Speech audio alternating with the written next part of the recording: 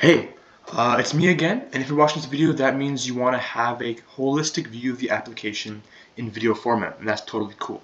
So here we'll go through Whisk and Spoon as a whole, and I'm going to pretend that you don't know the app at all, that you're a complete new user to the application, and that's completely fine. So first, I guess I'll introduce you to the create new recipe feature. As we're a new user, we don't have a login yet, but that's fine because we can just still create a recipe and it'll be shown as a guest recipe. So let's say I want to make, I don't know, 2 ingredient brownies. And the description is it has 2 ingredients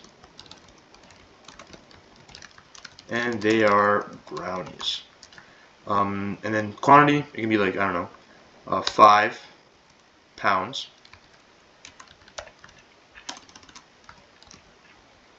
Of chocolate, and then I don't know how to make brownies. 5 liters of milk, and then 5 more pounds of whole wheat flour. Yeah, I didn't say they're gonna be good brownies, but they're gonna be brownies. So mix all ingredients together, and then bake at 450 degrees Celsius. Alright, cool, that seems pretty cool. And then let's add some tags to it too. So it's definitely a dessert.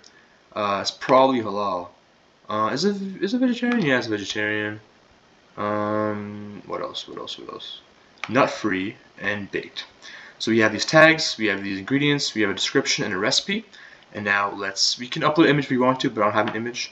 And let's create the recipe. Cool. It was added successfully. It's in our database too. If you want to search up for brownies, we have our old brownie recipe over here, and we also have a 2 ingredient brownie recipe over here that we can add to the shopping cart or whatever. So I'll also show off the tag feature a little bit. So let's say you want to eat some Italian food today, but it's Italian and brownies. There's no Italian brownies, but let's do just Italian. We have this spaghetti carbonara. But let's go back to our brownies. So I can just press baked here.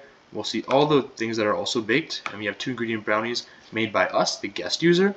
And let's actually add all the elements to the shopping cart. Cool. So now in our shopping cart, which we can click out right here, we have to actually log into the viewer. Sorry. Yeah, so let's log in real quick.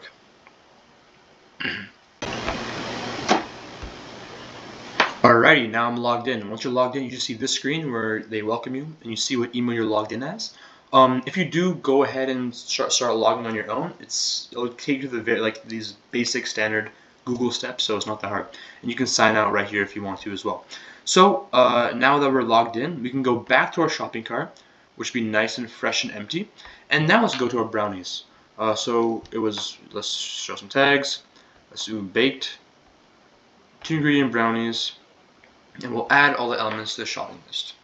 And first in the shopping list, now we have chocolate, milk, and whole wheat flour.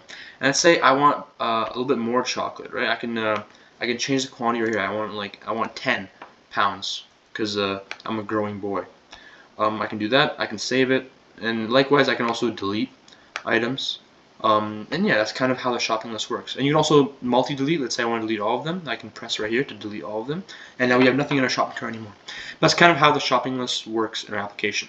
So, so far we've gone through 3 main features. Create recipe, which I should note, if I do make a recipe right now, it would be under my name. Shopping cart. And search for recipes. And now I'll go through the maps. And here's the map screen. So right now, it's near, right now the map is showing near the Google HQ because that's the default location that is set. If you actually use a real phone instead of an emulator, it'll show your location. So here, I'm at 280 Phillip Street in Waterloo, Ontario. So it'll show 280 Phillip Street, and then I can see grocery stores around me. So actually, let's try it out. 280 Phillip Street, Waterloo, Ontario. And let's set the radius to 10. Let's find some stores.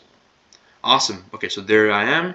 And here's some stores around me. So let's say I want to go to this Walmart right here, or M&M.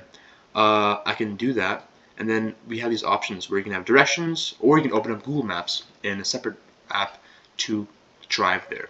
But essentially, this gives you a nice little way to see what stores are around you. I see this store is pretty close to me, India Food and Grocery. So yeah, if I can press this, I'll get directions to this this grocery store. So that is. There's actually one more thing I want to show off in this application. That's the sharing feature for recipes. So say I have this brownie recipe, and if I press share, we actually have this shareable text with the author and everything that I can send to my messages, to Chrome, to Drive, whatever. I can copy it. I thought it was a cool feature because now it's in my clipboard. Because this app isn't supposed to like take over traditional social media applications, but instead work with them. And that's something I find really cool about the application.